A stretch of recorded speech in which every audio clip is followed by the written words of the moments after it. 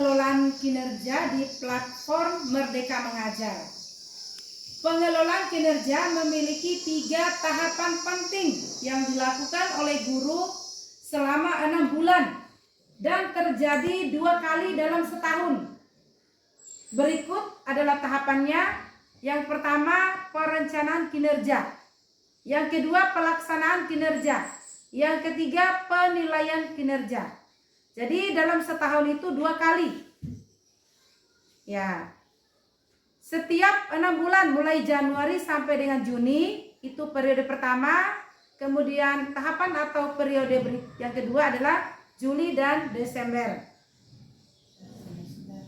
Ya, tahapannya ada 3, perencanaan, pelaksanaan, dan penilaian. Apa yang harus dilakukan jika saya tidak bisa akses pengelolaan kinerja dikarenakan jenis PTK berbeda? Dapat menghubungi operator sekolah untuk melakukan perubahan jenis PTK melalui Dapodik. Tanya jawab tentang pengelolaan kinerja. Apakah memungkinkan untuk memilih lebih dari 1 indikator pada tahap perencanaan kinerja di praktik pembelajaran atau praktik kinerja? Jawabannya adalah pada tahap perencanaan kinerja, guru hanya dapat memilih 1 indikator peningkatan sebagai fokus utama. Hal ini dilakukan untuk memastikan perencanaan yang berfokus dan pengembangan yang lebih efektif. Berarti Bapak dan Ibu guru hanya memilih 1 indikator dari perencanaan kinerja praktik ini.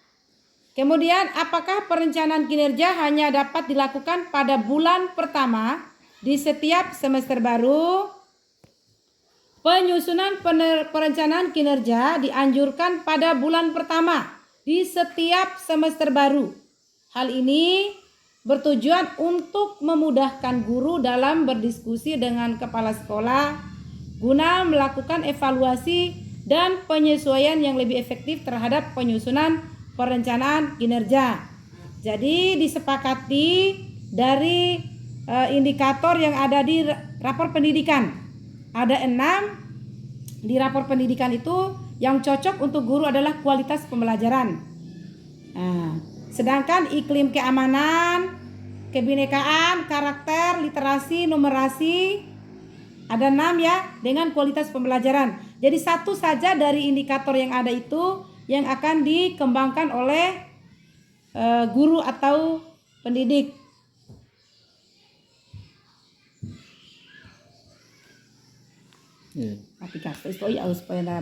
Memilih indikator yang direkomendasikan berdasarkan rapor pendidikan, guru akan diberikan indikator D1 atau kualitas pembelajaran dalam rapor pendidikan. Sementara itu, jika kepala sekolah memilih indikator yang direkomendasikan berdasarkan rapor pendidikan, kepala sekolah akan diberikan indikator D3, yaitu kepemimpinan pembelajaran dalam rapor pendidikan. Indikator D1 kualitas pembelajaran ini memiliki 8 turunan sub-indikator dalam praktik kinerja atau praktik pembelajaran, mulai dari keteraturan suasana kelas hingga instruksi pembelajaran. Guru hanya dapat memilih 1 sub-indikator yang akan ditingkatkan melalui siklus peningkatan kinerja. Berarti 1 sub-indikator yang akan ditingkatkan untuk siklus peningkatan kinerja. Pilihan indikator dapat diubah sesuai dengan prioritas pendidikan nasional. Yang pertama, Bapak dan Ibu, adalah keteraturan suasana kelas. Apakah itu yang mau dikembangkan atau yang ditingkatkan? Yang kedua, penerapan disiplin positif. Yang ketiga, umpan balik konstruktif. Yang keempat, perhatian dan kepedulian. Yang kelima, ekspektasi pada peserta didik. Yang keenam, aktivitas interaktif. Yang ketujuh, instruksi yang adaptif. Yang kedelapan, instruksi pembelajaran. Jadi ada 8 turunan ini, mulai dari keteraturan tadi sampai dengan instruksi pembelajaran. Jadi hanya 1 yang ingin ditingkatkan, kompetensi guru. Jadi tidak banyak yang kita lakukan, hanya satu sub indikator yang dipilih dari 8 turunan tadi. Apa itu dimensi prioritas? Indikator D1 kualitas pembelajaran memiliki pasangan indikator akar masalah atau pada tampilan di bawah adalah dimensi prioritas. Akan muncul di tiap-tiap aplikasi kita nanti sesuai dengan rapor pendidikan kita. Misalnya SDA 52 busu masih rendah di kualitas pembelajarannya. Itu yang muncul nanti di rapor di pengelolaan kinerja kita nanti. Iya, misalnya di sini dimensi prioritas ini mencakup faktor-faktor yang dapat mempengaruhi hasil capaian dari indikator prioritas tersebut. Guru dapat merutor akar masalah atau dimensi prioritas. Jadi kata lainnya dimensi prioritas ini tuh adalah akar masalah dari indikator yang tampil pada pengelolaan kinerja berdasarkan sekolah masing-masing. Mulai dari manajemen kelas hingga metode pembelajaran. Ya, misalnya di sini kualitas pembelajaran. Kualitas pembelajaran kelas menyelenggarakan pembelajaran interaktif yang sesuai dengan tujuan pembelajaran dan karakteristik siswa.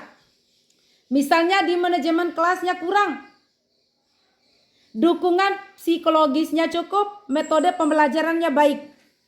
Ini yang tampil berdasarkan rapor pendidikan masing-masing satuan pendidikan. Ya, catatan, kita dapat berdiskusi dengan atasan. Di sini ada manajemen kelas, dukungan psikologis yang kurang dan cukup. Kita diskusikan mana yang mau diprioritaskan ini. Itu maksudnya. Apakah manajemen kelas atau dukungan psikologis? Tentunya harus merencanakan dengan kepala sekolah. Karena nanti ada intervensi yang dilakukan oleh guru dan juga kepala sekolah. Prioritas, guru akan menerima rekomendasi indikator dari rapor pendidikan. Rekomendasi ini dirancang untuk memberikan panduan yang lebih spesifik dalam merinci aspek yang perlu diperbaiki dalam setiap dimensi prioritas. Nah, ada lagi di sini Bapak dan Ibu. Nah, ini caranya. Iya. Bapak Ibu bisa unggah nanti, harus tersimpan di Google Drive.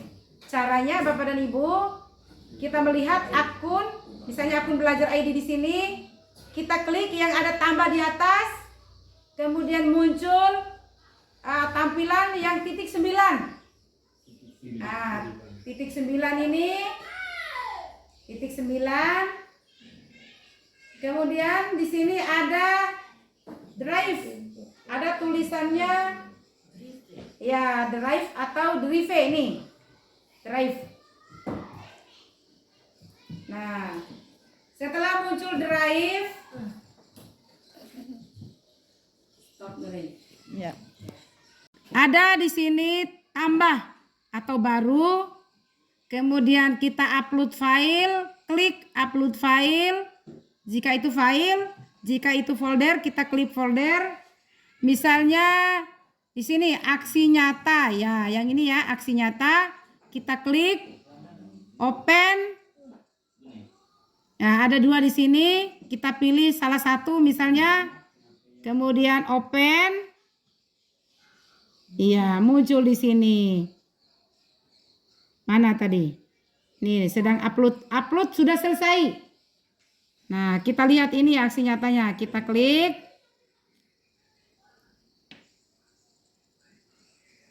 Ya, sedang loading. Nah, aksi nyata ini Bapak dan Ibu kita akan membagikan kepada orang lain. Untuk bisa dilihat caranya, kita klik bagikan. Kita klik bagikan, ini kan baru kita yang melihat. Kita klik bagikan.